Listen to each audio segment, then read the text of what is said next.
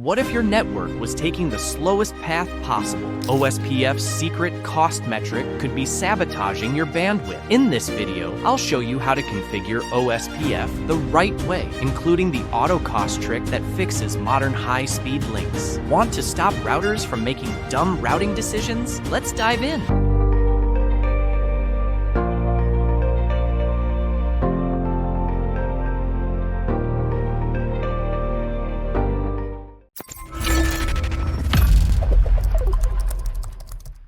Summarize. OSPF, open shortest path first. The OSPF routing protocol is one of the link state protocols. It's an open standard, which means it can also run on non-Cisco equipment, unlike the EIGRP protocol, which is proprietary to Cisco, so it only works on Cisco routers. On this network topology, router R1 is not configured in OSPF, so let's configure it. The router OSPF command enables the protocol. The number 1 is the OSPF process number. It doesn't necessarily matter. You can put whatever you want. Here, I chose the number 1. Before telling it the networks, we will give it an identity with the command router id. Here, we'll call it 1.1.1.1. You don't have to configure it, because by default, the router will take the highest IP address of these loopback interfaces. And if there isn't one, then it will take the highest IP address of these interfaces.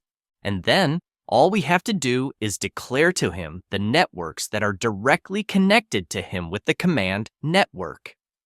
With the OSPF protocol, we use inverted masks, also called wildcard mask. This is the inverse of the subnet mask. For example, if we subtract 4 times 255 by the subnet mask, this gives us the wildcard mask. The formula is therefore 4 times 255 minus the subnet mask, and this gives us the wildcard mask. OSPF is very CPU intensive, which is why it uses the wildcard mask, because in our example, it will focus only on the first 3 bytes, so it will ignore the last byte. The wildcard mask is used in OSPF, EIGRP, and access lists.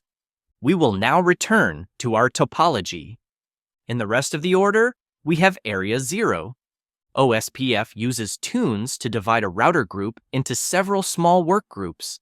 This reduces the CPU load on routers, because the algorithm, which calculates routes when a change is made, will only run in the same OSPF area.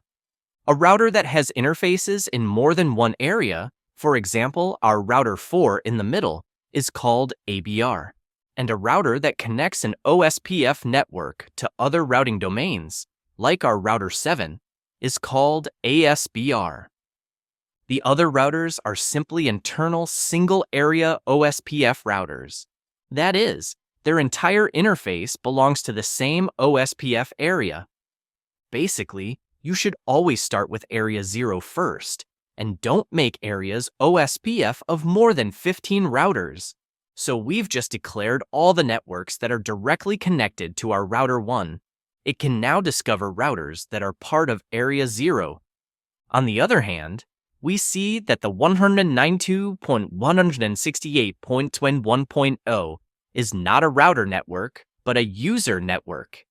To prevent router 1 from looking for other routers on a user's network, we will run the passive interface command on its fast Ethernet 0.3 interface. Now that our router 1 is well configured in OSPF, let's see what happens with commands show. The show IP OSPF neighbor command displays OSPF neighbors. If 2 routers belong to the same network and they are in the same OSPF area, then they will send packets of types hello to introduce yourself. A hello package allows. To discover the network, build new neighborly relations, and to ensure their availability. Now that our router R1 has discovered its neighbors, it must be storing them somewhere. Well, it's in the LSDB that he stores all the information of his neighbors, and the information he receives from his neighbors is called LSA. To illustrate, it's as if LSA were books, and the LSDB a library.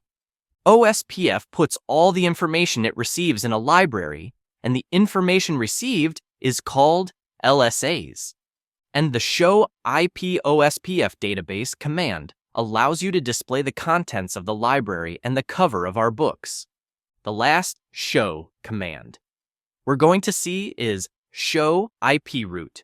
Here, we can see in the routing table that router 1 has discovered 3 networks: the 2.2.2.0 network, the 5.5.5.0, and the 666. The letter O informs us that these networks were learned via the OSPF protocol. And the last thing we have left to look at on OSPF is the calculation of link costs. Now that our router is well configured in OSPF, it will use the information in its library, the LSDB, to find the best path to its recipients using its algorithm. To do this, it will define a metric for each of its links with the formula 100 divided by rate. The number 100 is the reference bandwidth. The lower the result of this metric, the more the path will be preferred. This gives for a 100 mega fast Ethernet link a cost of 1, and for an Ethernet interface, a cost of 10. Here are the different costs reported on the interfaces. The slowest links are the Ethernet ones between router 1's 1 and 4 and the one between router 4 and 7. So in your opinion, if router 1 wants to join the 168.2.0 network, where will it go? By router 2, 4, or 5? Well, in this example, the flows will go through both router 2 and router 5 because they have equal costs. The router will therefore load balancing. To join the network at the other end, the cost will be 4 per R2 and R5, and 21 via router 4. This is the difference with the RIP routing protocol, where it would have gone through the 2 routers in the middle, because the path is shorter, but not the fastest. It is possible to change the cost of an interface yourself with the command ep ospef cost.